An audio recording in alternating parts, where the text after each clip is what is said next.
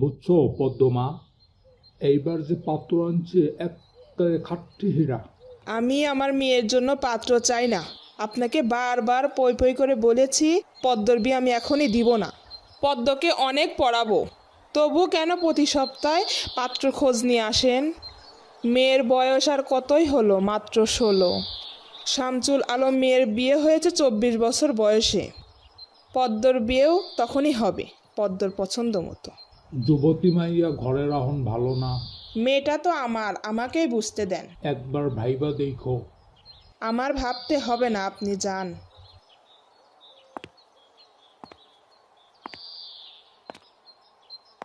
প্রতিদিনই কোনো না কোনো পাত্রপক্ষ এসে হাতে টাকা গুঁজে দিয়ে বলবে মসজিদের বড় সেরিডারে চাই। কেন গ্রামে কি আর সেরি নাই?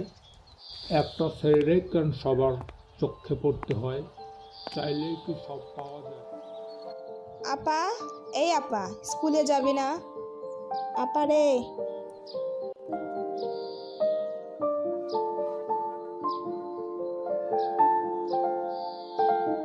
না।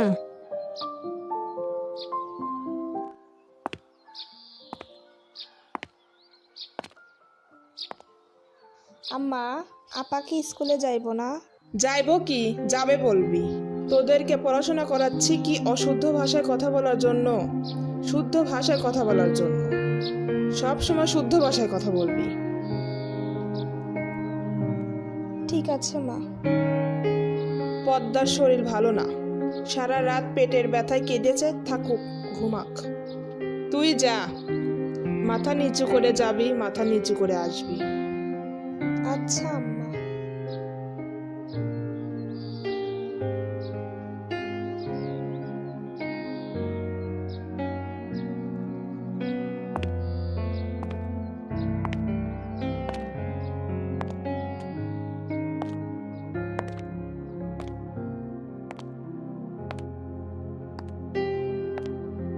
বিসমিল্লাহ।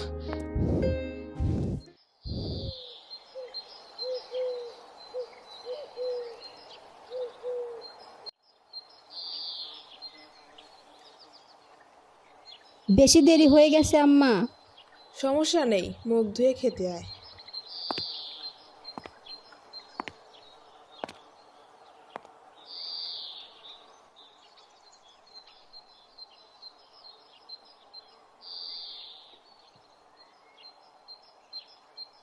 তাড়াহুড়া করছিস কেন?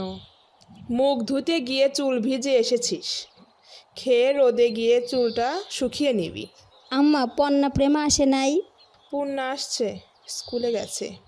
পেমা দুপুরে আসবে। আম্মা, আব্বা কবে আসবে? জানি না, খাওয়ার সময় কথা বলতে নাই। বাবা বাকি বোনদের আদর করলেও আমাকে কেন আদর করে না? আমি কি তোমাদের সত্যিকারের মেয়ে আম্মা? সন্তান হয় না বলে কি দত্তক এনেছিলে? বাবা কেন আমাকে এত অবহেলা করে?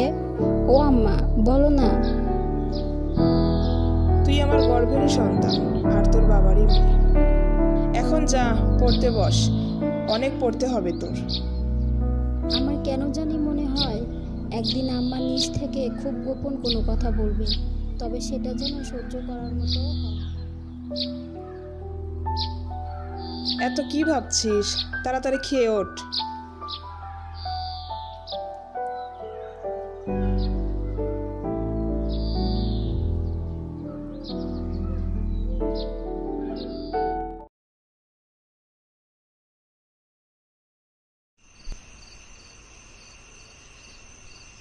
জীবনের বাবা করিম মিয়া একজন ব্যবসায়ী। করিম মিয়ার অনেকগুলো কারখানা থাকলেও পরিমাণ মতো মূলধন না থাকায় ব্যবসা পরিচালনা করতে পারছে না।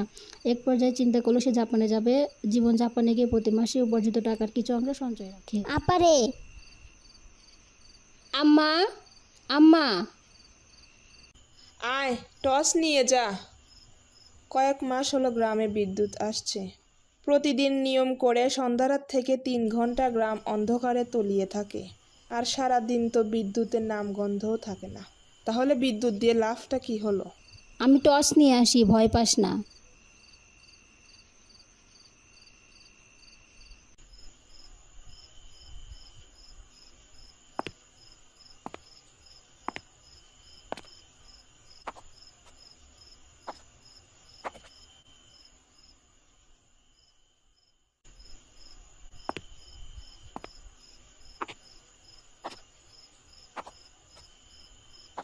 বুবু, বাড়ি অন্ধকার কেন?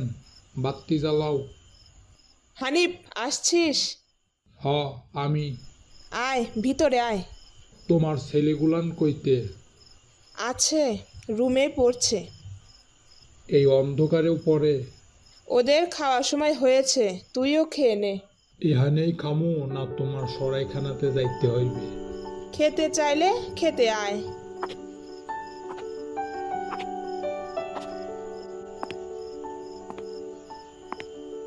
তোরা সবাই খেতে আয়।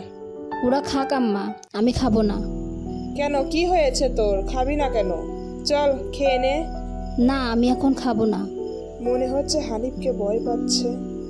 হানিফ যতবার এই বাড়িতে পা রেখেছে ততবারই পদ্মজা অজুহাত দিয়ে দূরে দূরে থেকেছে। কিছু তো হয়েছে, আজ এই লুকোচুরির ফয়সালা হবে।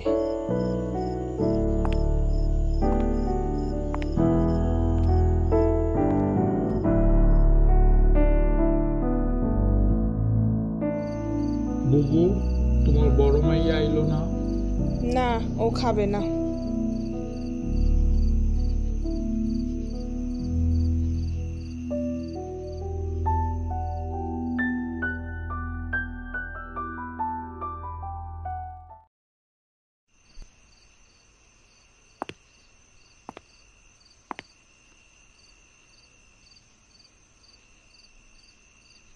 কতবার না করেছি ওই লোকটার পাশে বেশিক্ষণ না থাকতে। তোরা কেন শুনিস না আমার কথা? পদ্ম, আমার রুমে আয়।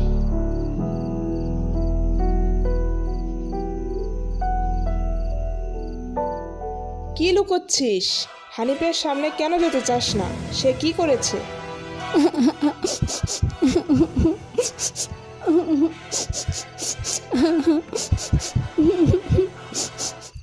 হানিফ ধরিবাজ লোক, সৎ ভাই বলে বলছি না। আমি জানি তার ব্যাপারে, যে কোনো কথা আমার বিশ্বাস হবে। তুই বল, কি লুকাচ্ছিস?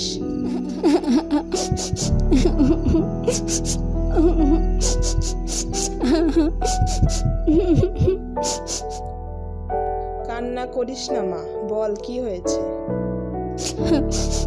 মামা সই দিতে যাওয়ার আগের দিন